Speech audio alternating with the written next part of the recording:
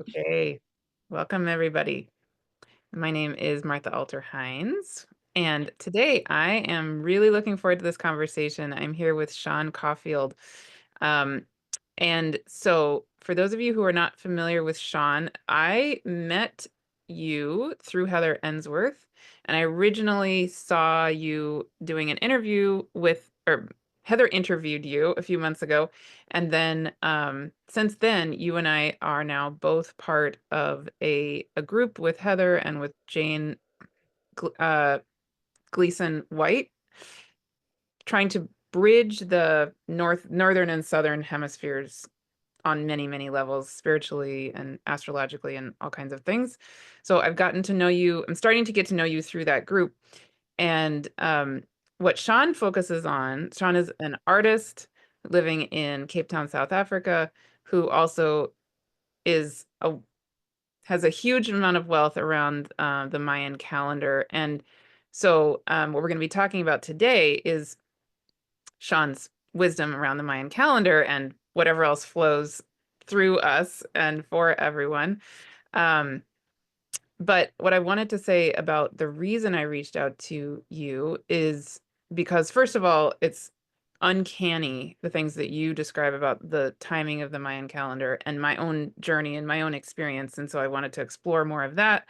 But also, I want to say what I really appreciate about what I know of you so far is I'd say number one is your heart and how, I felt that the first time I saw you on the video with Heather, but then I've also felt that in our own interactions and in the group with Heather, that you're so, I would say, my experience of you is that you're very humble and very grounded and really heart centered.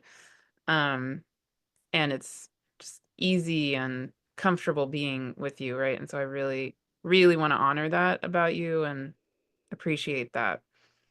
So thank you for being that. Thank you Wonderful. so much. Thank you so much, Martha, and I look forward to this journey of talking and sharing the wisdom. And thank you for all you do. I've seen a few of your videos as well, and the light that you share and bring to the world. It's so great and important in these times.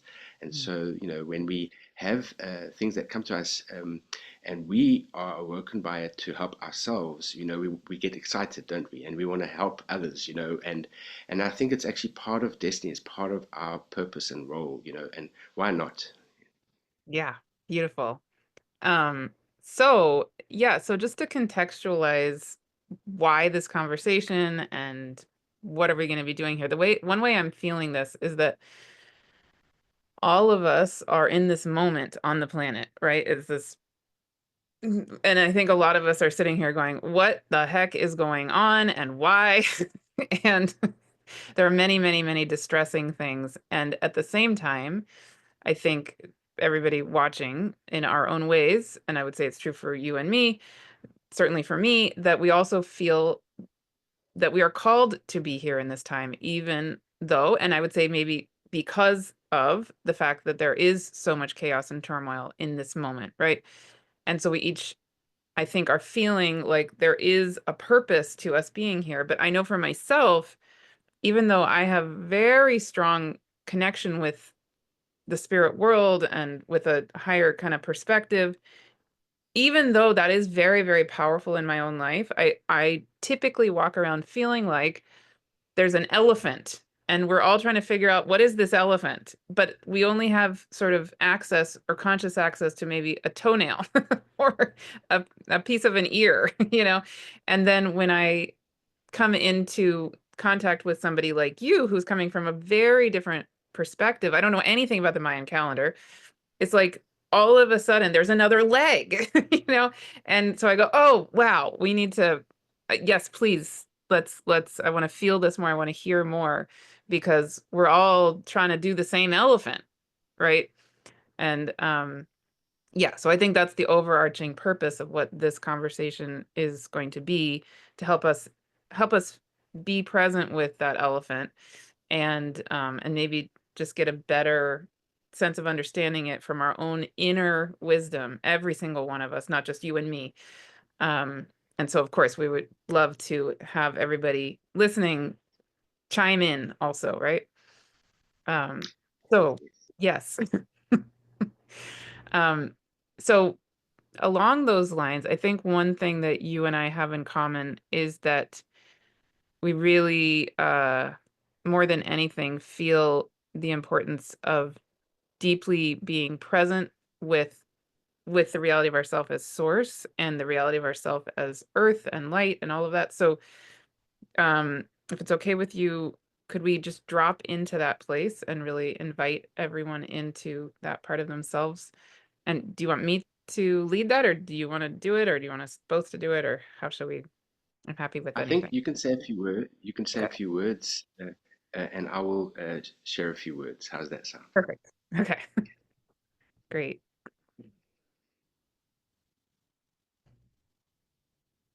Yeah, so we can, all of us, the two of us here together on this video, and then everybody, all of you joining in, we can feel ourselves coming present in the reality that we are Gaia, we are Earth, and Earth is part of the infinite expanse of cosmos, which includes all of space and all of time and everything beyond space and time. And we are literal manifestations of timelessness, ancientness, and the divine choreography of everything.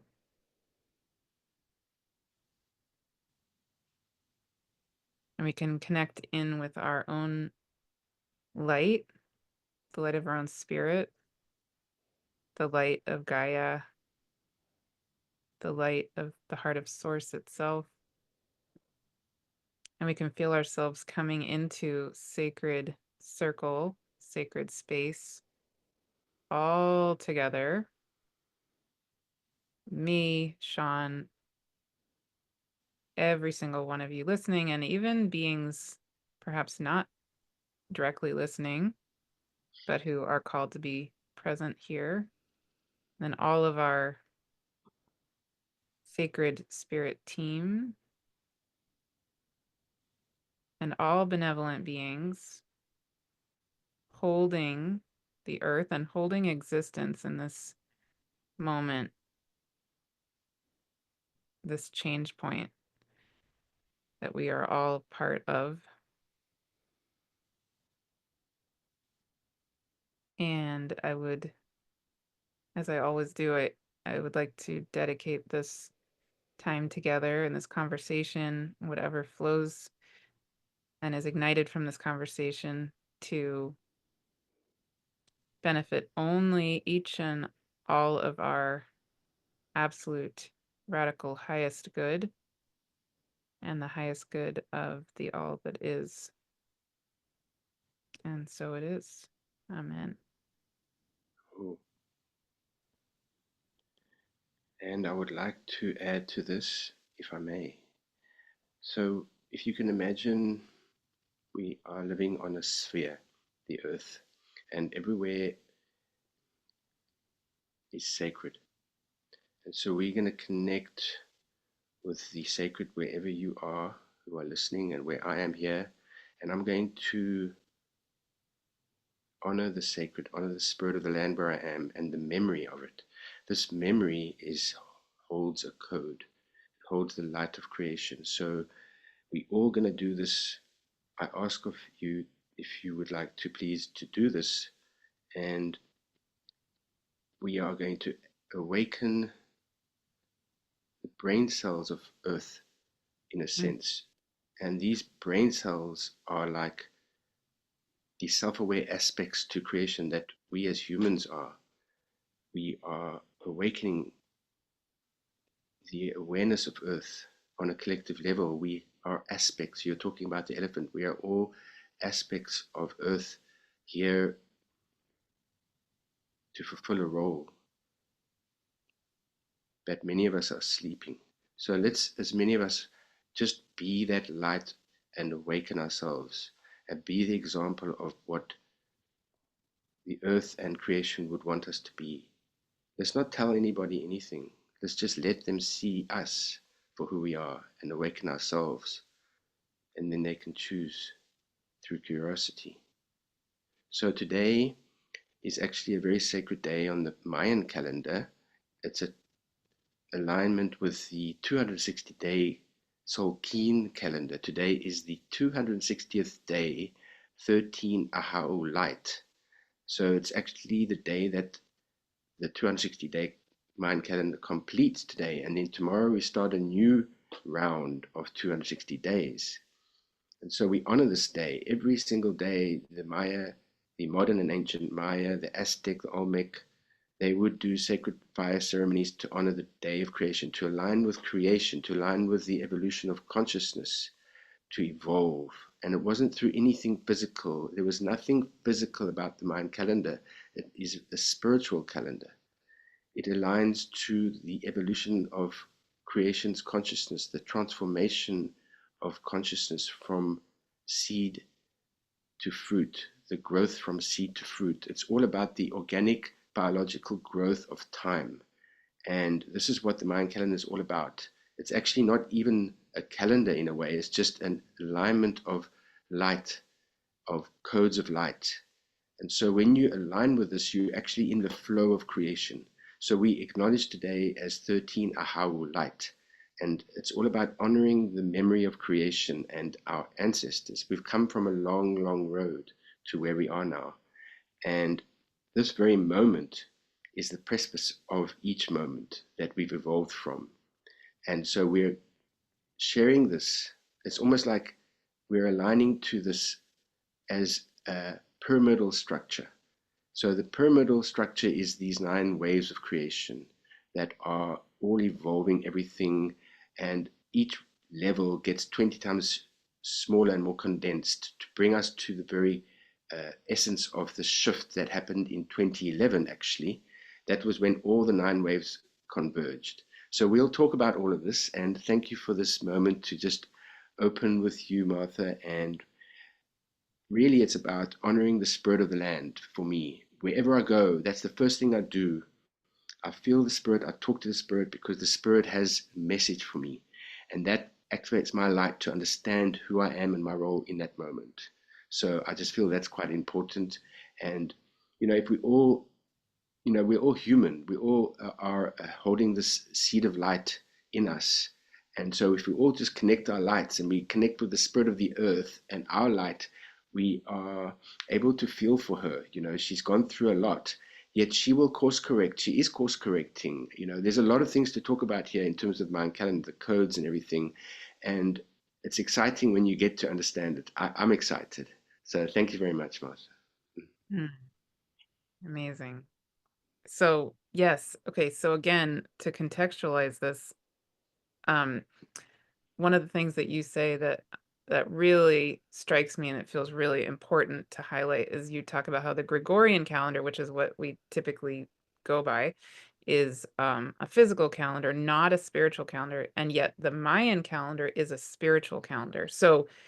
Um, so I just want to, so I would love to hear more about that in a second, but I want to say also with regard to my own journey that I find fascinating. Okay, if I'm thinking of the Mayan calendar and the timing of the Mayan calendar as a spirit based timing framework. Um, you're going to talk in a minute about some of the the milestones of the Mayan calendar's timing of things, right? And one thing we can talk about is how it lines up so uncannily with what has come to me and come through me. So as you talk about the the 2011 was a really key time frame, and so I'll just give the basic gist of certain things that have gone on for me. 2011 was when I left my marriage and I was pregnant with my second child, and and then my second child was born in March of 2012. And and it was in the summer of 2012 when I had my first, I would say, kind of big shift of awakening, when the light It's really interesting to me. Of course, you keep talking about the light. The light came to me for the first time, and I've written about. I have a blog post about that whole experience as part of a book that I wrote that's on my website if people want to hear more. Um, but that was when the light first came to me, and it took me, like literally, the light took me in 2012. And I, for several years, I was a social worker at that time, and I was in a very intense job working with children and who are in the child welfare system. So they're, I was doing child abuse treatment and prevention work. So very, very intense. And I was suddenly a single mother with a 5-year-old and a baby, and it was a very difficult time in my life. But the good part of it, or I would say maybe the part of what was going on a purposeful level, was that because it was such a difficult moment, I was very cracked open and surrendered, right? So it allowed, I think, the light to connect with me and literally take me. So then for this next several years, while I was still in social work, I was told by the light to just let the light hold me, let the light heal me, let the light infuse my whole being, and release a lot of the trauma of, what the difficult things that had been going on for me. And then it was in April 2018 that I still was in social work, and I had a circle of 8 beings, spirits, come to me and tell me I was going to need to leave social work and I was going to need to start channeling.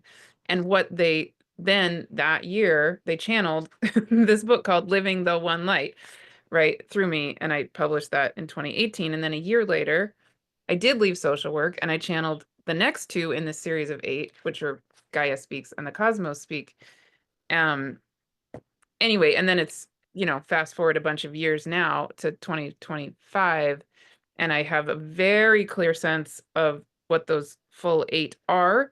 But the other 5, it's not the timing yet for them to fully come through. I've channeled, portions of some of them, and I know for a fact what they're all called. And I know that the first one, which was published, is Living the One Light, and the last one is called The Light Speaks. So it's an octave of 8 that are basically held by different vibrations of light. Um, which is, anyway, there's so many connections with things you've talked about with all of that. But yeah, so I find the timing fascinating, that really my journey with all of it started in 2011 when I left my marriage, and then I was cracked open by 2012 to literally let the light take me.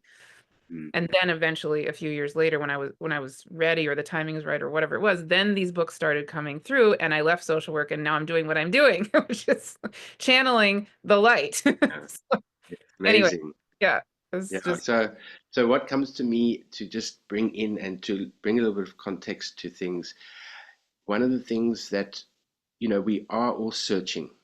And so when we have little things that happen and give us indications that we see things on a new higher level, it activates us to feel a little better, and we actually transcend that density of maybe some time that we were in when we were going through things that were difficult. So what actually happens ultimately on a subconscious level, and then you become conscious of it. For me, this is really what the Mayan calendar has brought, and my understanding is I was living in a certain way, and then I realized when I was working with Mayan calendar that I could see the way I was living. So what the Mayan calendar is all about is the key here, and the key word is direction. So the Mayan calendar is all about direction. And when we find our true direction, we feel it in our heart and we know it. And there's this intuitive light that comes in. And this is our connection to Source and the angels that Source brings to us. And obviously, if you're a person of faith and you pray, you bring in that, So to me, that's important to connect with my higher self and create a source, to ask for guidance. But I never knew that until certain things happened in my life as well. I went through things where I was married and divorced many years ago, and it was challenging times. But then one thing led to the next. I met this person, met that person, and so paradoxically, the Creator has a plan for us all. There is actually a divine plan at play here. There's actually also a divine timing schedule also at play. So this is the schedule where things come along, and then all of a sudden we have this awakening, so to speak, like you did then. But that, what for me, the way you're speaking is this timing schedule of you awakening in 2011 is, yes, connected to you on an individual level, but it's also connected to the collective, because you're now sharing this on a collective level. And so in 2011 was when all these 9 waves converged for the first time ever. So they had been evolving creation through these 9 levels of creation's evolution, and each level got 20 times more condensed. And so 16.4 billion years ago was when, you can just show that little graphic. We'll just put it up. We don't want to confuse people by you seeing this, but you can go to my website called the Universal Frequency to see it in detail. But so you can see here the layers of time, the 9 layers, and you can see the bottom layer. And this is the work of Dr. Carl-Johan Kellerman that I've gone into and worked and studied in depth since 2007. I first came upon the work of Inex Lungold. I saw his presentations, and then that led me to Dr. Carl-Johan Kellerman. And so I've studied his work and still in touch with Carl. At least 2 or 3 times a month, I would be in touch with Carl, still to this day, you know. So then you got the levels here. So I'm not going to go into it too deep. You can go and study the work yourself and get an understanding. But we're going to come to, you can see there the regional underworld, 102,000 years. So we're learning now what these layers actually mean, and that each one holds intentions. And the way we're understanding it, and this is also my perspective from deep inner process work to understand this code, that this level was the time of the shaman, and where we would live in this floating state of consciousness where there was no right and wrong. This was the time before the 5th level, which started in about 3115 BC. And the 5th level brought in the time of duality, right and wrong. So if you go back to the regional underworld, 102,000 years, really that's the level of the evolution of the global heart. Then you got the national underworld, which is the evolution of the global mind. And so what happened was all these levels, and then you got the planetary underworld, the galactic underworld, the universal underworld, and each one gets smaller and smaller as you get to the top. They were in a state of growth up until 2011. And then 2011 came along where they all met, and this was the time of so up until then, we were living in a state of growth, and we made many mistakes. We were actually living in a state of misunderstanding. So when we got to 2011, October 28th, 2011, when all the actual levels converged, we went into this new state of understanding. The light opened to bring in a field of consciousness that awoken us to this highest level of understanding who we are and our purpose on earth. And so then 2012 came along, and 2012 and 2011 are very connected, and it's really just they're not separate. Where they connected is through the calendar, because they still work with the same 260-day calendar and the 360-day calendar. And this is quite a complex thing to go into and explain. It took me, this has taken me years to also understand myself why certain things were seen in certain ways by one person and then another way by another person. And then I actually got to the point of understanding why. And for me, that was very important to understand. So anyhow, so then this is where we are now. We in 2011, when all these levels converged, and then so I'd like to go to the year 1999. So we're going to go on a little bit of a journey here. So we can take this away at the moment if you want to, Martha. So in 1999 was the step up in consciousness to the galactic level of consciousness, to the level of consciousness where each day and night was 360 days. So on the 7th level, each day and night was 19.7 years. Then, and that started in 1755. And then we went to the 1999, And when that got activated, and this was the eighth underworld, and the galactic consciousness came in, um, it actually condensed everything to quicken by 20 times. So this is really what every level does. And where it's also connected to the biological evolution of creation is, according to my understanding and study of Dr. Carl Johan Kellerman's work, he said that the plant's growth multiplies by 20 in leaps of 20. So there's a connection to 20 and then 13. So 13, um, in the eighth galactic underworld, there were these 13 fields of energy, and these 13 fields of energy are the 7 days and 6 nights of each level.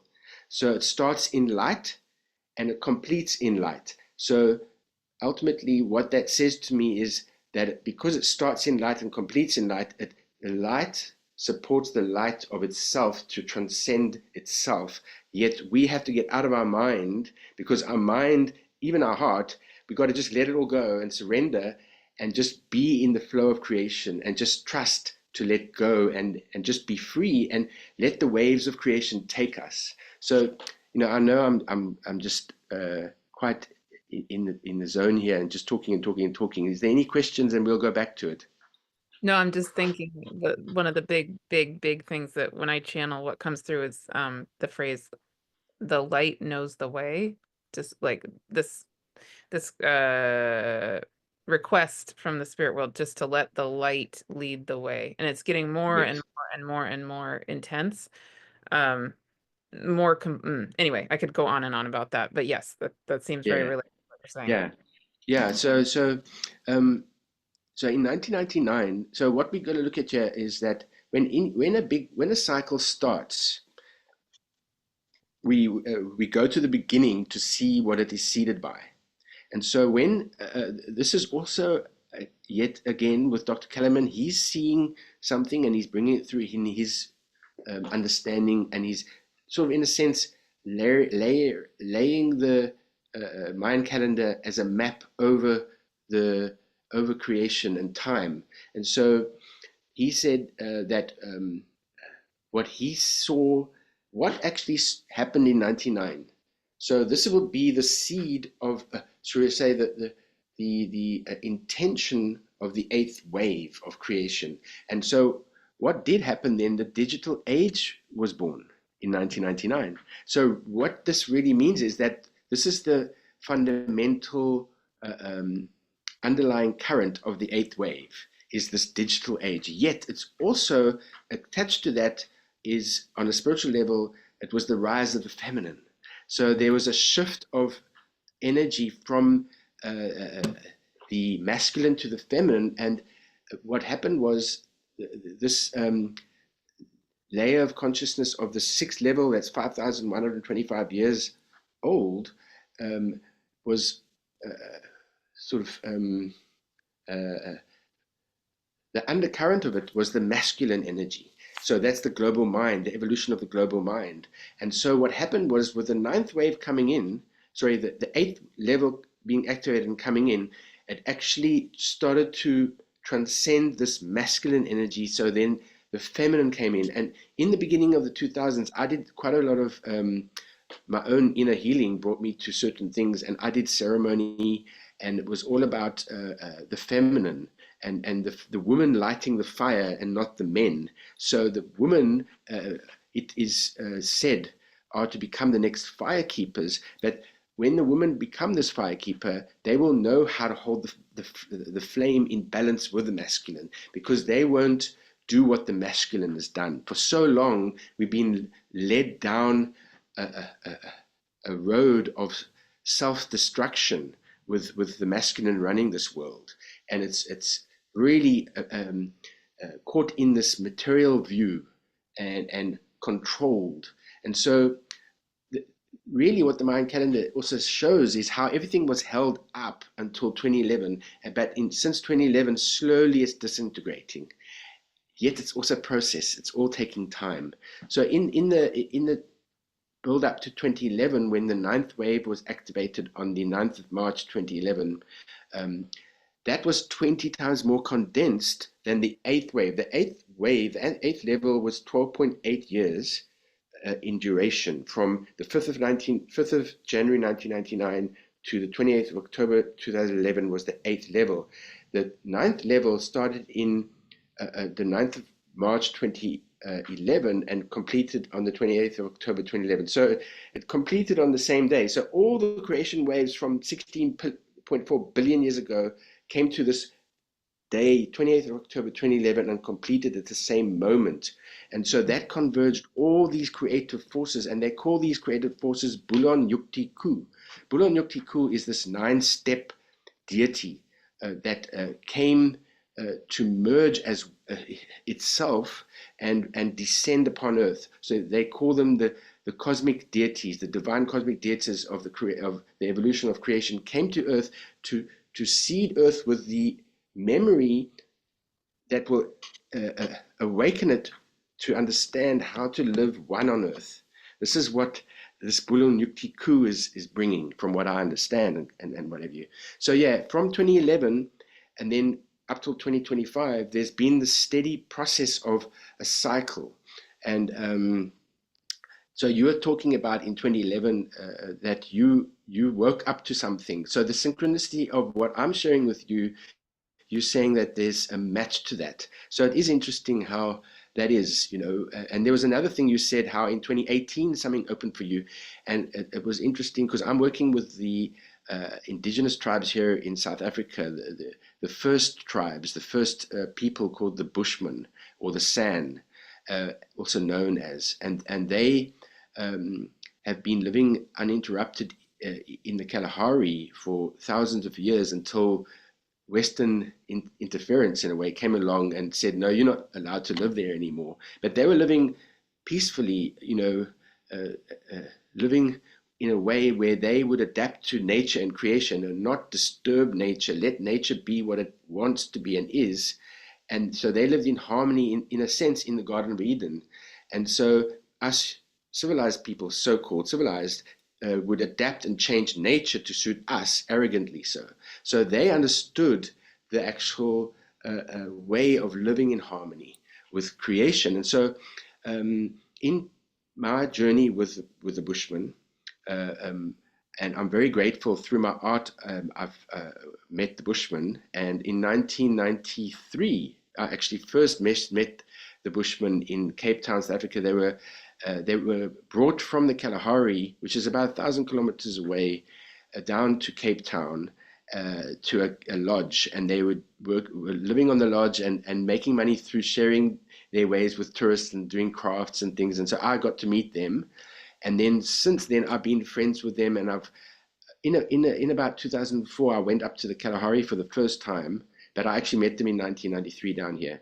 So when I went up to the Kalahari, I remember how incredible the energies were. And I was literally, I don't know what happened. I was sick for about 3 or 4 days. I couldn't get out of bed because of the shift of the energies in me and some sort of transmutation that happened through me that just must have healed me. Because when you get sick, you're actually going through some sort of transmutation, to heal you.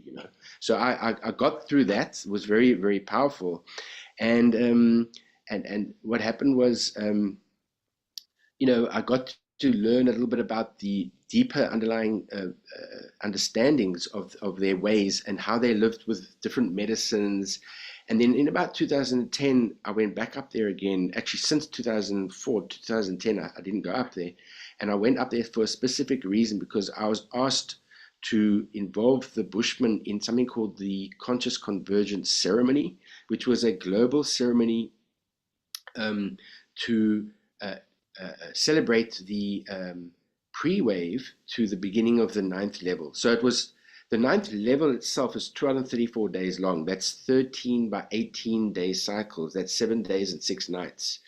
And so 234 days before the 9th of March 2011, on the 17th of July 2010, we did a ceremony, a global ceremony, where all the 4 directions were acknowledged in ceremony. So we held the south direction with the Bushmen and some people in Cape Town, and then there was people in Hawaii. Actually, there was people in Singapore, there was people in Europe, and we all did this conscious convergence ceremony. And in fact, it was aligned to the harmonic convergence, because the harmonic convergence, which was in 1986, was a ceremony to celebrate the pre-wave to the eighth level that started in 1999. So you see how that was exactly the same period of time before 1999 as from 1999 to 2011. It was 1986 to 2009 to 1999. And so it has an understanding that we're actually aligning as a humanity and our mind and heart and soul to the destiny of the evolution of creation's consciousness. And so we're becoming one with the evolution of creation's consciousness. This is really what it's all about, is for humanity to wake up and align to the flow of creation and to fulfill its role, to be self-aware and live this incredible gift of free will and in a sense, to have this role in the physical is the ultimate, I would say, gift, yet sacrifice. In other words, uh, there's a potential for it to be really, really difficult, but there's a potential for it to be so light and beautiful that it's off the charts, epic. So, but if we're asleep, it will be difficult. But if we're awake, we can actually flow with what our purpose is and accept and let go all this controlling forces of the mind. It can be understood that we really are dogged into the mind because we went through what they call the blindfolds on consciousness, which was these fields of energy that blinded us to our path, simply because if we were have been opened before we reached this 2011, we would have crash burned. We would have not coped. And also, we went through duality so that we could see our separateness, so that and in seeing the separateness, we could wake up to choosing to be one. So that this is. I know I'm going all over the place in this conversation, but please ask questions. Maybe your viewers, I know they're not live on this chat with us, but maybe you can think of questions they may want to know. Yeah, well, I'll just reflect a little bit. I'm just thinking so of course, every single one of our journey is different. So I'm just going to reflect on mine a little bit, but not to imply that it's universal. But I think, anyway, just to have one way we can kind of be with this. So I'm thinking of my own life in 1999. I was in graduate school. I finished college and then I entered graduate school to learn how to be a therapist. But in the meantime, I had just learned Reiki for the first time while I was in college. When I was 21, I learned Reiki. And then, so while I was in graduate school, starting in 1999, I, even though I was in social work school and I was getting my master's degree and I was focused on learning how to be a psychotherapist, but I was obsessed with, it was like the Reiki energy was moving through me and I had to practice. So I was at grad school, but then I was asking my friends, hey, would you let me, let me give you a Reiki treatment? Because it was, all these things were waking up inside of me. And it was around that time, 1999 through, I don't know, the next several years, when a lot of I would say my past life, abilities came back online. Like I remember in my body and my being, there was a lot of the light, I think was the Reiki light, I think was helping reignite old knowings in my being. Um, but then it wasn't until that 2012 time when I really fully had it come to me. And then it was 2018 when I extra, extra, extra, extra. So it's like I can feel how what you're talking about is that the different levels, um, they almost feel like exponential Yeah. increase, right? Mm. And I can think back to my own life. It's like the pre 1999. Uh, I was spiritually oriented, I guess, as a teenager, certainly in college, but I hadn't been ignited in the way that I was when I started learning Reiki. And then it was like I would say my trajectory went kind of like it was like at this level, sort of slight increase, slight mm, increase. Then 2012, it went phew. mm, And mm, then, and then certain things were happening after 2012. And then 2018 was like mega that's when I yeah, started getting taken outside of time and space and into the void and all mm, the things. Um, yeah. And at this point, yeah, I can just feel how it's quantum. It's like it yeah, was exponential and now it's quantum, if that makes mm, sense. So, yeah. and it's speeded up so quickly, so fast. Um, so I'm just reflecting. It's just Yeah, fascinating. no, no. Yeah. One of the things I wanted to say is in 2017, we were guided, a group of us here, and we worked with the Bushmen, and a ceremony was held. Um, it was called Ignite the One Heart Fire. And so it was in May of 2017, and it was actually a global ceremony. It was very well sort of marketed and put together, and thousands of people became aware of it. And so those same Bushmen that were involved with the conscious convergence were involved with this, and what it was that they were the masculine and feminine. This is also important, I think, to talk about is the role of the masculine and feminine, and especially from the level of how Indigenous people work with that, because they hold that memory. You see, they haven't been so to speak. Maybe they have, but less influenced by Western mindsets and religion and things, you know. So the indigenous way really transcends the time of before uh, 5,000 years ago when the duality of right and wrong came in, and there was still very much connection to the hunter-gatherer way. And this is the Bushman. So we asked the Bushman first and foremost. Everything is with respect and permission. We work in a permission universe, and we don't tell anything. Do this or do that. We ask, and when they sense us, the indigenous soul is so connected to the dream state. They will see us in dream before we even come along. When I went to the Kalahari, I think the second time I think it was, and this Bushman man was waiting for me there. I may have mentioned this to you. A shooting star appeared, as I was meeting him. So it was Yeah. like such a connection. And by the way, they have a great connection to the Pleiades, and the beings of light. They see the Pleiades, and it's about the wind. They talk about communication. It's all about the wind, and this is another a whole, I suppose, avenue of conversation which we can leave for now. But this ceremony, Ignite the Heart, One Heart Fire, a Bushman lady was to light the fire, but the man, he created the fire, he gave it to the woman, and she lit the fire. So this is how this whole ceremony was conducted, and this was in 2017, and there was great shifts, and there is still right to this very moment. We know it's happening, but it's quickening, and it really is about the masculine and feminine being in tune with each other in a way that creates harmony and balance and peace on earth. And so I feel the other analogy I want to bring in is if you ever, for instance, go and watch an air show and you see a jet come past you, you'll see this jet coming and it will go past you, and then you'll only hear the sound. And Hmm. so this is literally where we are compared to 2011, now 2012.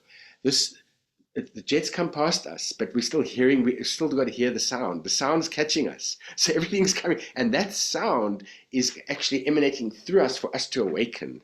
So it's Yeah. all about sound. So it's Yes. literally a case of, you know, we are, and that sound when it comes is like bang. And so this is where we are right now. We're hearing that sound. And also what's I'm quite feeling it. profound, I've been feeling it actually, literally yes, in my yeah. body. Yeah. Yeah, Hmm. I mean, as I'm speaking to you, I didn't know I was going to say that. I'm going, oh gosh, that makes sense. Like this is the way we channel, and then the angels will talk uh, uh, to us through us, and then we hear what we're saying. And Yes. I had thought of that, but I hadn't thought of it maybe in the way I'm thinking of it now. So I'm waking up, and so every moment is a higher level of evolution, and we're accelerating so fast in our processes now. So the light, it really is about sound. It's about resonance, and so that connection of the light, in a sense, so the jet was that light, and then the sound came. And so that light came, and then the sound came, and we are physical. We are human creation in human form. So that sound is that connection between spirit to physical, and so that then comes through us to reseed us with that memory of this convergence point in 2011, and that memory of the convergence point, Bulu Nukti Ku, we can go into that and study that, and what does that mean? And that is really, I would say, it's taken me since 2007, reading Dr. Kellerman's books and doing some courses, a bit of a hobby mindset, but not really, because it just happens. It just is organic. It's to do with my sign. Like I know, and I've gone deep into the underlying current of my sign that I'm born into. And it's not an astrological sign. This is what they call a sacred sun sign. It's spiritually orientated. It's nothing to do with the physical world. So how the calendar works with this 260-day calendar, and it starts with the first day, goes through 260 days to get to the 260th day. And today, the 7th of May, 2025, is the 260th day of 260. And it's 13 light. It's the same day when all the 9 levels converged on the 28th of October 2011. So What? our coming together is actually it's all on song. It's all part of uh, this divine schedule, that there is actually a plan. Nothing is random. And this is where we come into direction. Each day is a direction. Today's direction is the south direction. Tomorrow, we go into the east direction. So it goes east, then it goes north, then it goes west, then it goes south. And so it's going anti-clockwise, going in, going within to understand itself. And so tomorrow is the 8th of May is one imix or alligator. It's the beginning of this 260 calendar. And so 13 Ahau today is all about complete and whole, to be complete and whole unto the beginning. 260 days ago, the seed was planted. Now the seed is complete. It's like an egg that is whole and complete. And so out of that, the bird hatches. And I have spoken about this a little bit before, I think maybe with you, with the group, the group with Heather. And we spoke about how the Hopi look at it. And I remember seeing this analogy or way that they saw it. They said that this big cosmic bird came and it laid this egg, and Earth is this egg. And so Earth is hatching, but she is actually, what's happened is, because the ninth wave was activated, what the ninth wave did in 2011, it actually transcended time to the point where it accelerated so fast that there was no time. So what happened with that is it brought everybody to start looking within to find self and to find your still point. And so that is where we go within the earth and the memory of the earth to connect with the core of earth. And from that, in the still point, we hatch in truth to ourselves. When we're complete to the will of the divine, we hatch in truth to ourselves. And it is connected to our blood and the quality of our blood and the quality of our diet. And so this is the part that is also causing, I would say, raptures and causing chaos on earth is our diet. And it comes back to one big thing is GMO, genetically modified organism that is created through seeds that are manipulated for consumer-based ideologies, where things are all done to satisfy the market so that it can actually be sustained. But yet what it's doing is, and GMOs, what they actually are doing, what I've understood GMOs to do is to actually cut us off from the memory of the source memory of the seed. So it actually transcends us and disconnects us from source. That's what genetically modified seeds do. And so we're not getting that original nourishment from the earth. I mean, I'm going off on a tangent here. And so we come to all sorts of thoughts regarding this. And so we want to eat foods that are not processed. We want to eat whole foods that are grown with and seeds that are not genetically modified. We want to eat organic foods. We want to go back to that. And what also can be said to be happening is with this convergence, I think we're still at the very beginning of it. Like, as I said, the sound is coming through, the jet is just passing us, the sound is coming through. And so, what is also bringing is with this convergence, it's actually bringing us to a, a state where there's no more filters on our mind anymore to control us. And so, in light of that, we're going to remember our past and where we come from and our connection to the Garden of Eden. We're going to actually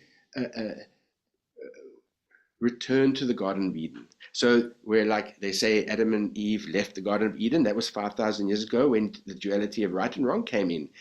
Now it's 5,000 years have passed. We're going to go back into the Garden of Eden because we're going to know how to live one with nature and creation. We're going to yearn to get back involved with nature. We're going to love nature, and nature's going to love us because we understand the way to live with nature.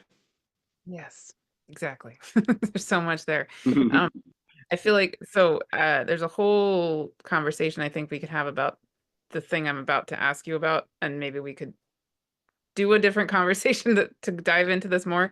But just to bring it in briefly, I do feel like the rebalancing and the healing of the masculine and feminine, of course, is humongous. And I find it really interesting that these first three books that I channeled the first one, Living the One Light, in 2018, the second two, Gaia Speaks and Cosmos Speaks, in 2019, they came through very quickly, very easily, no problem at all.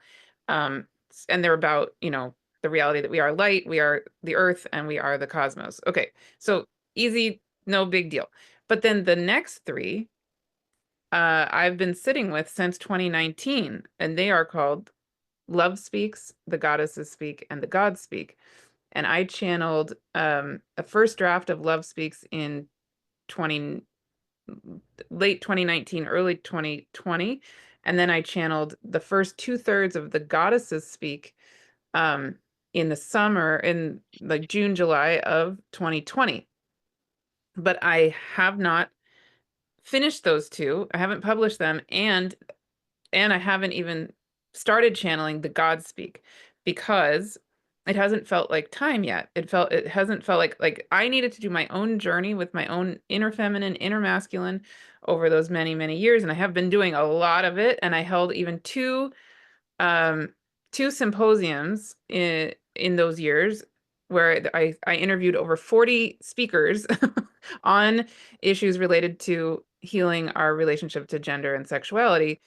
And it feels like in this moment, on the planet, those three books are the centerpiece of the 8 books, right? So it feels like it is a crucial turning moment that we're right now. It feels like such a big part of what we're trying to hold space for on this planet is this remembering of what it is to be in balance and harmony as the masculine and the feminine energies, not just men and women, right? Inside of ourselves even, right? And Yeah. I think we could have just such a humongous conversation about all of that. But what I've noticed is that conversation has been quite difficult over the past few years, even when I've held. So I've interviewed close to 100 people about this topic, and especially with regard to holding space for the needs of the masculine and the divine masculine. Those were very difficult couple of years ago, very, very difficult. Um, so I have many, many things I could talk about with that.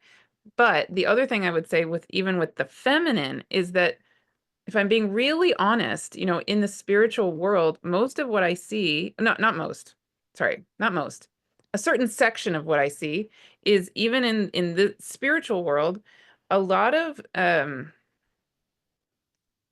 distorted sense of what it is to be the feminine, even, right? So there's this, I would say there's a humongous amount of work being done with reigniting the feminine, re-embodying the feminine. It's beautiful, powerful, absolutely wonderful. I so am grateful for it. And then there's this little sliver of a certain version of re-embodying the feminine that is really disturbing to me. That's very like hypersexualized, and the sense of, you need to be the goddess, and what it means to be the goddess is that you become this sexual being on TikTok or like Instagram or something. It's like, whoa, whoa, whoa. That is no, that feels really violating for me and very out of balance, and not the essence of what it is to re-embody the feminine, right? So there's these weird distorted things out there also. Anyway, I'm just curious, again, we could have such a long Yeah, maybe multiple conversations, but is there anything yeah. I you'll call mean, to say? it comes back to uh, um, going to the wisdom keepers to Mm, understand the roles in mm, indigenous communities, and seeing how they work with their role as a man or a woman. And mm, so I know that if you go to the Native American communities, the elders who are working sacredly and walking the medicine path, they understand that path. So my sense would be for you to go to them if you mm, haven't already. mm, So speak to the elders and get uh, you know the sense of who to speak to, obviously, and if you do find someone. But ultimately, it really comes back to, uh, when we did the ceremony many years ago in Cape Town, something called the South Gate of Peace was through Indigenous wisdom keepers and people, and I was part of it, to activate the South Gate of Peace, and it was with the medicine wheel. And I remember distinctly that the guidance was there from the person who was uh, guiding everything. That the call was for the women to light the fire, and it was a sign of them taking over the role of becoming the new or the next fire keepers of time, and was holding the responsibility of time. And when we trust ourselves as men to give over that authority to women, the women need to then understand that and that role for themselves too, and go to source and go to the angels and ask how to work with it. Because let's face it, we all come from womb. The womb of creation. The women hold the womb of creation, and so yes, we all have masculine and feminine aspects within us, but the women are the women. They're the ones who are connected to their feminine. And so we as men have to trust, but it does ask of us to pray and to ask for guidance with the angels of light that are here. They are here helping us, if we would like them to be with us. Um, they're overseeing things. There's councils of light that are here right now, even in this conversation. I'm sure they're listening to what we have to say. And in fact, they must be having a part of what we say. They're coming in here and nudging us this way, nudging us that way, because we make prayers to create a source for that to come in. And so, yeah, I feel, that it is a time now of the women coming in and working with the men and fulfilling this role. And there's a lot that needs to be worked on in terms of trust. And trust, we have no choice but to do. And so we trust ourselves with who we trust. That's how it works. So yeah, I feel, as you say, there could be more that will come up. This is a big topic, and I've seen how the Bushman communities work. I'll just give you a little thing which is actually quite interesting to contemplate. When I was with the Bushmen in Botswana, I went there to do ceremony many years ago, and I was invited to be part of a so-called trance dance ceremony. And what it involved was, in the communities in Botswana, in a place called Khanzi. um, from what my study could tell is that the communities, it was a prerequisite for them to find balance within the community to do these dances. The elders would call for the dance if they saw any disharmony in the community. So the dance did was it transmuted and it transcended uh, um, the discords. And so through the women, they would clap, they would light a fire, and then they would clap and bring in this essence, this beautiful light coded essence and energy. They would sing. So now, if the woman had a problem in that clapping and dancing around the fire, because they weren't seeing eye to eye, they had to let that all go. And they had to start seeing eye to eye and work together as a community of women.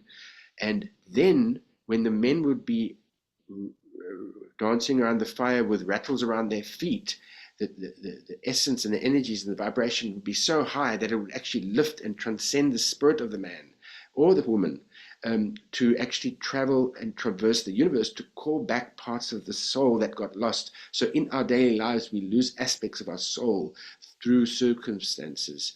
So if the women were in disharmony, they literally couldn't heal their problems. So they had to let go all their problems, get into harmony to create balance for the community. And it was the woman. So, and I really, really would like to bring this as a level of understanding for women, is that women need to get along. When they don't get along, it actually creates a problem for their immediate community environment. And they need to, if it means that much to them, that if they are woven in that community and they're living together, it needs to at least be spoken, in some way. And women do need to get along, so that they can actually transcend their issues amongst themselves, and then that will create harmony for their immediate environment. And this is the way I see it. Each to their own. And I'm just talking on a microcosmic level here. I'm sure there's bigger levels, but in terms of the way the Bushman communities live, they have to sort out their problems for there to be harmony in the community and a balance. And the dance, the so-called trance dance, would do that through clapping and singing these certain songs as well. They would do something called the giraffe dance or the eland dance, and the lion dance. The lion dance is one of the most powerful, where they would bring in the lion, the courage of the lion into the circle.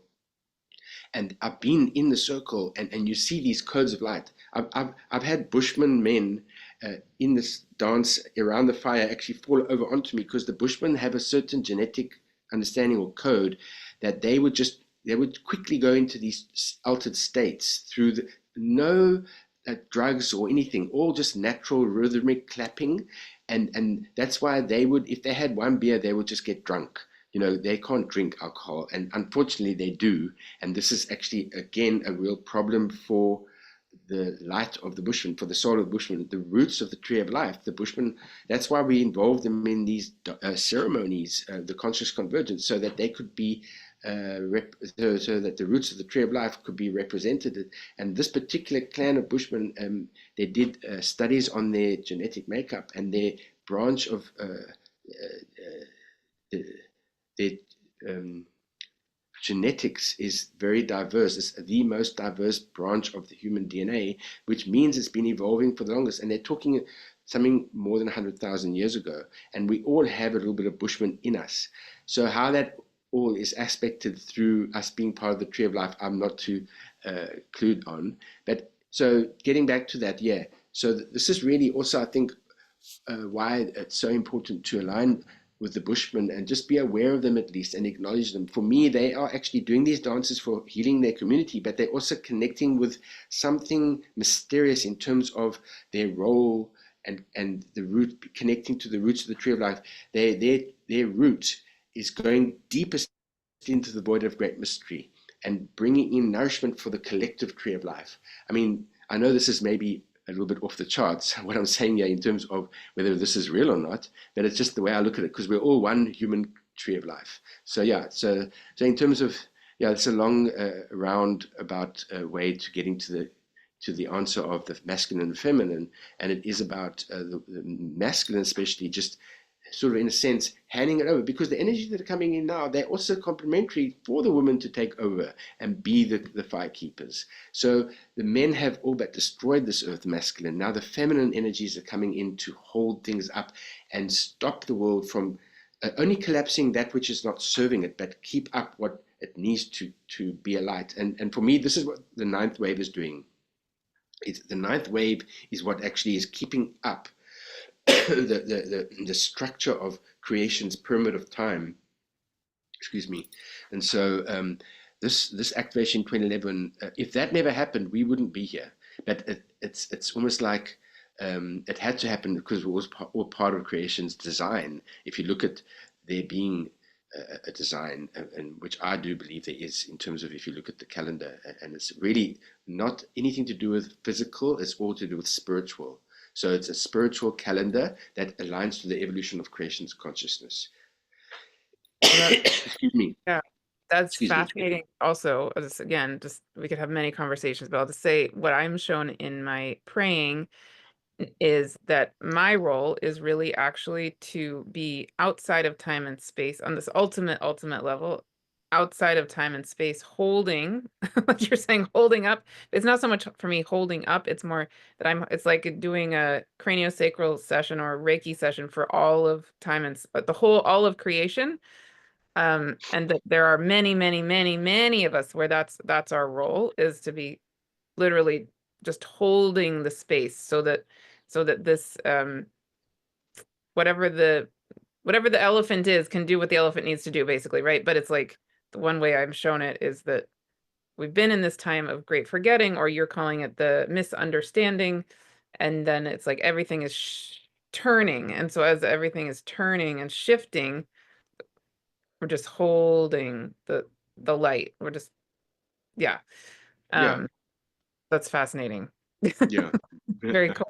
yeah. So the ninth wave actually is like literally we wouldn't be here if it wasn't for the ninth wave, because what it does is if you look at the code and you understand it, you see because you got this 260-day calendar um, that has aligned to the 9 levels of the Mayan calendar, and there's 360 days, and they actually the 260 days goes anti-clockwise, and the 360 day goes clockwise, and so they actually cog into each other, and that has actually created this structure of time to where we are now, where everything is complete to what it began by, and now we're living complete to what it began by. And if you think about what does that mean, we we we need to open our heart and just let go our mind and trust that the divine will just work through us. I mean, this is what you did in 2011. You just something came through you and you had no choice, but you were chosen. You see, this is the other thing. You're chosen. We're all chosen.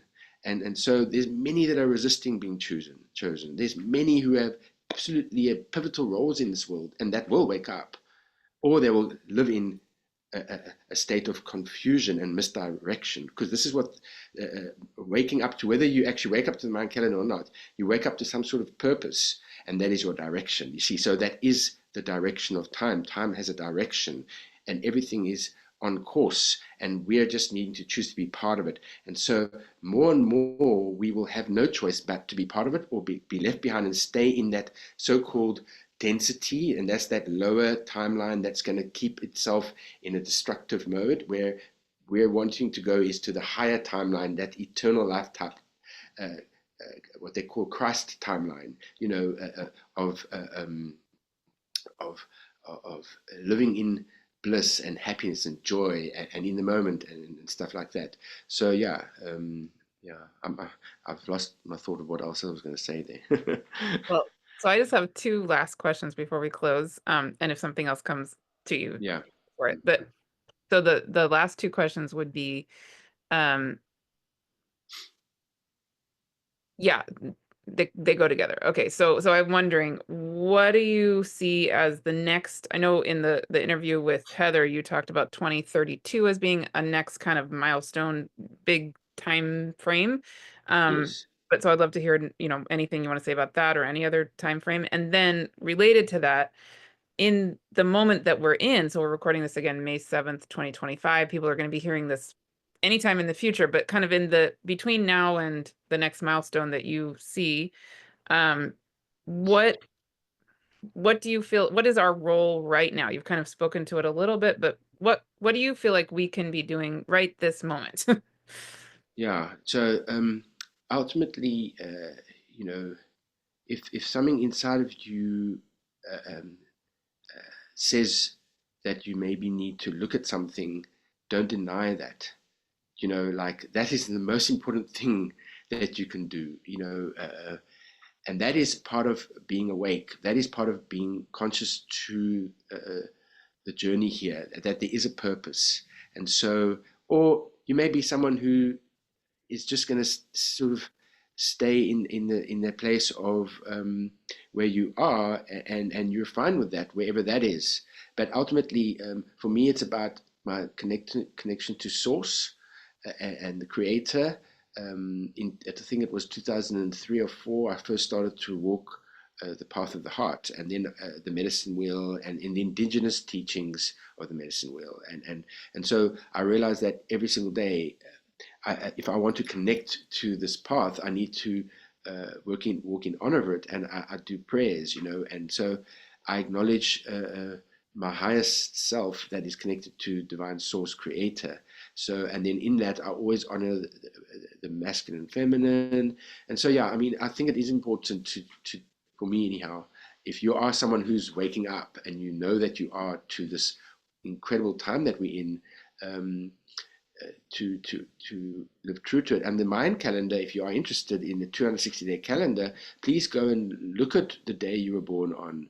You can go to a website called Mayan Magics. I mean, on my website, theuniversalfrequency.com, there are some sources there, and you'll see my work with Dr. Kellerman. And so any questions, I'm sure you can also, if they emailed you, you could answer them. But it does give you some direction for your life, to understand your purpose and destiny. When you understand your Mayan calendar sun sign, what day of the 260-day calendar you were born into is like that resonance, that sound, that light for that day, and it holds an undercurrent for your life, a tone through your life, an aspect to your life, and it's off the charts incredible. When you go into it and you see it, you'll go, oh my hat, I can't believe this, that this is so me. There's so much truth to this. Yet, if you're skeptical, you won't. Doubt devours itself. So at the end of the day, it's really in your hands. And then that whole journey of 2011 to 2031. So 2011 to 2031 is a cycle of time called the seventh night of the seventh wave of creation. So the seventh day of the seventh wave of creation was 1992 to 2011, and it was a 19.7-year cycle. And that all again completed on the 28th of October 2011. And then the 29th of October 2011, we went from day to night on all 9 levels. We went from day to night. But because the 9th level is the most condensed, we were only in a night for 18 days. On the 8th level, we're only in a night for 360 days. On the 7th level, we're in a night for 19.7 years until 2031. So what this means literally is, it's the 7th day was the sun rises to the south, and then it sets down in the west, and then the 7th night is the west to the north, and then comes back up to the east. So what happens if you look at day and night? During the day, you're conscious, you're living, and you're growing, you get new downloads of information, you grow. And what happens in the night? You go to sleep, you dream, you prepare for the next day. So literally, we're in that time now for 19.7 years on the 7th planetary plane of preparing for the next day, which will be the 8th day of that cycle, which will be a 19.7-year cycle from 2031 to 2050-ish. So, and what the undercurrent of this wave of creation is you go again to the beginning of it. And the beginning of the 7th wave was in 1755. What happened in 1755? It was actually the beginning of the Industrial Revolution and the beginning of many things. In fact, you can, through astrology, you can go through all those things that were building up from 1755 to 17, when was the Constitution written and all that? It was all the beginning of the 7th wave, at the 7th level, which is a planetary consciousness level. And so it went through 7 days and 6 nights. And so the 7th day was 1992 to 2011, and then 7th night. So everything is gone into night. So when we go into the night, again, it's just looking at what happens in the day and what happens at night. And so this is really what we're coming into now, a time of, I would say, we are really on an expanded level. We're in this big expanded time consciousness level from 2021 to 2031 is from north to east. And we're coming up to around about, if you look at it in terms of a clock, you're coming up to around 2 or 3 o'clock in the morning. And what happens at 2, 3 o'clock in the morning, 4 o'clock in the morning, 5 o'clock in the morning? There's this opening to spirit to allow new things to come through. Dreams happen. So we literally, on that level, are bringing in that consciousness now for the next cycle from 2031. So this is the way I see it. I feel that that really that is also aligning also to astrology and what's happening in astrology. So um, yeah, so it's just interesting to contemplate. Yeah, so as Heather points out in the video with her, it's around that time when Saturn and Uranus are going to come together in Gemini. And yeah, again, that's a whole other conversation. But Yeah. just on a very brief level, what's your sense of 2031 and that next wave? So you're saying that's then Oh day? gosh, What incredible. Yeah. Off what the do you charts, feel with that? expansion, beautiful expansion. We're going to have then, by then, mastered our mind to give it to the heart. Mm. And that is literally the shift from masculine to feminine, to allow the woman, the divine within us, the feminine within us, to show us the road. And that is that floating state of consciousness again. It's the shaman, but yet we may not all be conscious of being in that mode, being in terms of that. So there's going to be less and less duality. So before 5,000 years ago, there was a period of 5,000 years before 5,000 years was 10,000 years ago, which was the pre-wave to the sixth level. And that was the beginning of the disintegration of this floating consciousness, heart-centered consciousness, the time of the shaman, and the time of no duality, the time of no right and wrong, the time of just living in the Garden of Eden. We're going literally returning back to the Garden of Eden, and it is going to happen quite quickly, much quicker than then, because all these levels of consciousness have now condensed to a meeting point, and it's like everything's being vaporized, actually, literally. So, like condensation vaporizes to become the clouds and then rains again. So there's like something going on that level. I'm maybe not explaining it exactly, and in terms of the energy analogy, how to explain that, but ultimately, you get what I mean. Well, and I just again, we could have many conversations. I'll just say the big, big, big thing that I'm feeling called to, and it seems like it matches what you're saying, is that in this time, was as we're in the dark, the night, um, it feels like uh with okay, in the night there's the dreaming, but there's also a lot of letting go. There's a lot of healing. There's a lot of going into the shadows. There's a lot of letting the shadows come up. Um, and there's a what I'm getting called to so powerfully is coming back to Earth, coming back to the wisdom of Gaia, and coming back to the wisdom of the cosmos, the stars, the space between Yes, the stars, and yes, really deeply coming back to the more indigenous ways, like you've been, yes, and really, really, really anything in myself. I feel like I'm being unschooled right now, right? It's like um and reschooled. So I've been told by my guides lately to just come back, pull back a bit and stop and pause so that I can be reschooled in my own being to come back to the remembering of letting the light lead the way, letting the earth lead the way, letting the cosmos, the stars themselves, the space lead the way, the knowing of life lead the way, and coming out of thinking that the mind is what is supposed to be leading the way, because that's how we've been trained in our lifetime, right? And so I can just feel that how powerful and how actually really fun and exciting that feels to me to think that over the coming 6 years, maybe one task, if whatever, 6 years is a long time. A lot will probably develop between now and tomorrow. I don't know, but it feels like part of what is being reinforced with what you're saying for me is how crucial it is that when we do come to that 2031 time, that if we've done this work of the nighttime and really surrendered ourselves back to handing it over to the light, handing it over to the dark, actually, but the beauty of the dark, not dark in the negative sense, handing it back over to the earth, handing it back over to the cosmos, and giving our consciousness back to our indigeneity of existence, then we're going to be in. I can't even imagine what we will feel like in Yeah. six. Yeah, I think also it's so important to see things for what they are, because like um, we're being controlled by a system that has an agenda to control us so it can possess our soul. It needs our soul to be alive. If we didn't give our soul to the system, there would be no system, let's face it. So the Gregorian calendar is actually running the show in this Mhm. way.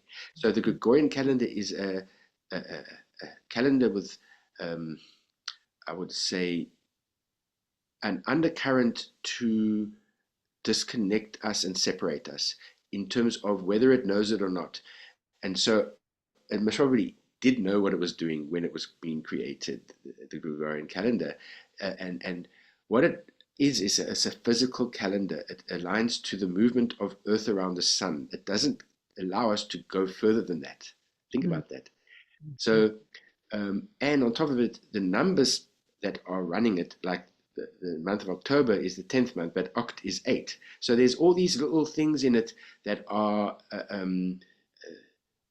planted in certain ways for whatever reasons. I don't want to point fingers here, but at the end of the day, what are the reasons?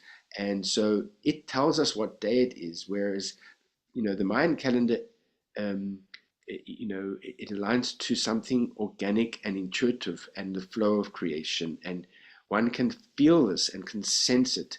And those who are tuned in will understand this and will sense it. Many people who I work with in my circles here, I will talk to them about the energies of the day, and they go, hang on a minute, yeah, that's exactly what's happening. So it's literally, it's a confirmation of our connection to the spirit world, the Mayan calendar. So you know there's so much more to unpack here in this conversation. We've only literally touched the surface, but it does give you a little bit to think about, and maybe go and delve deeper for yourself if you have the time and you are interested.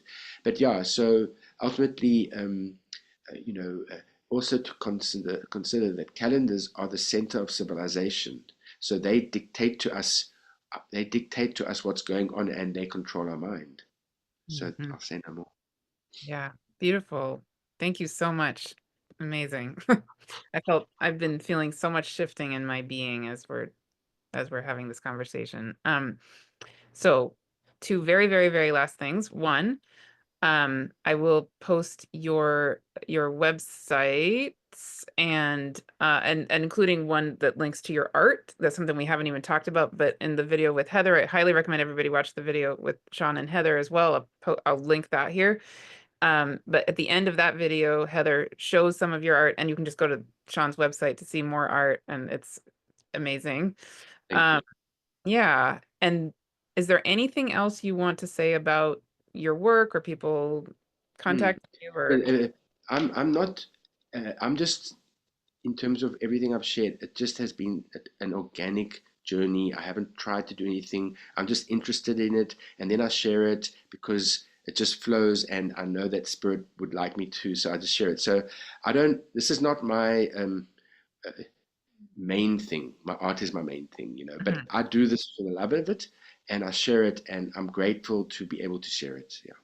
And it feels like the spirit of what we've been discussing moves through your art too. It's not that Yeah, they by the feel way, like. yes. I brought aspects of the Mayan calendar into my art, but because I live here in Cape Town, South Africa, I'm very much more connected to the indigenous um, uh, art and inspiration from it and the wildlife and my connection to ancient cave paintings. That's where I first got the idea with my art. And so that's what I do in terms of my art and bringing that through. There was one or two other things I wanted to say, but yeah, so ultimately, uh, you know, uh, it's all there. And yeah, I live for the love of doing it and share it. And yeah, I went to the Maya lands. I wanted to also say, so my medicine walk, which was really how it actually evolved for me to follow the Mayan calendar, was my journey of my own healing brought me to the medicine wheel and the path of the heart, indigenous ways, and then the Mayan calendar. And so that really is that then brought me to go to be the Bushman and go and understand their deeper spiritual ways, and then also go to the Maya lands to meet the wisdom keepers and the timekeepers and walk in ceremony and do ceremonies in Tikal and Lake Atitlan. And so I've gone there, and that is incredible to be with them and learn the wisdom. It's unbelievable. And I recommend it if your heart, it's all about what you're called to do inside of yourself and your passion. Passion is a big word. I think life with passion is beautiful. Mm, wonderful. Um, Excuse me. well, yes, I just want to again acknowledge how much I appreciate your heart, your spirit, and the gentleness of your presence, and just feels so easy and good being in your presence, and it's I appreciate you too and your work and may the angels bless you. Thank you.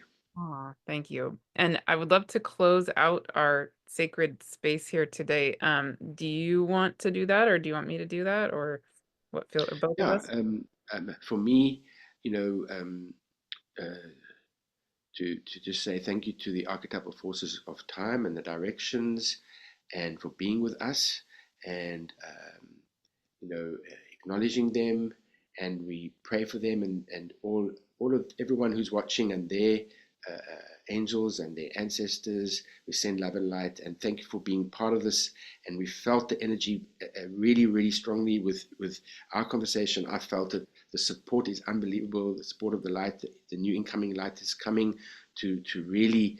I feel like hold us, up above the collapse, because things are going to collapse, but those are things that are not needed anymore. So this is what the ninth wave frequency is all about. It's also on my website. It's an 18-day emanating serpent-like wave movement of time, and that's where that's the creator of time to the Maya, Kukulkan, and to the Aztec, it's Quetzalcoatl. So this emanating light is with us, and it's bringing in the light and the codes to hold things up and hold us up so that we can transcend the dogma and transcend the duality, the imprints of duality, and heal our soul, heal the trauma of time, and so we can awaken and be one and let go all of our differences and create a world of peace, because the world is in that place now.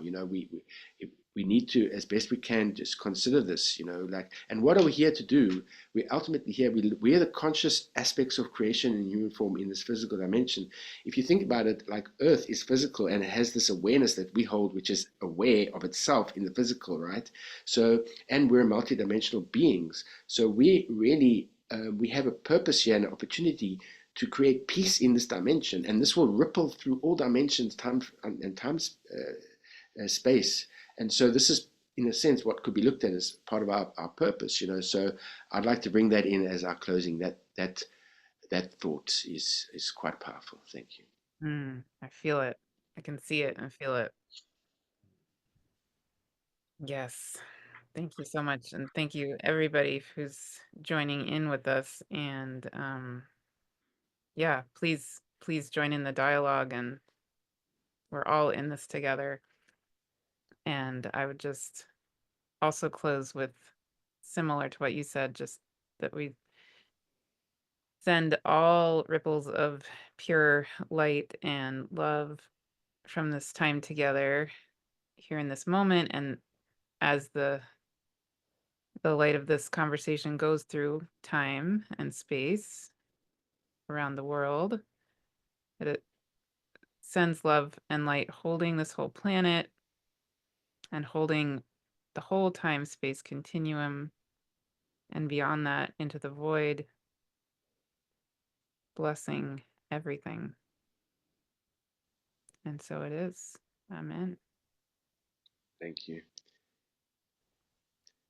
Geisku Gangang. It's a Mm, Bushman language. Geisku Gangang. Thank you. amazing. Thank you so Thank you much. so much. See you all soon.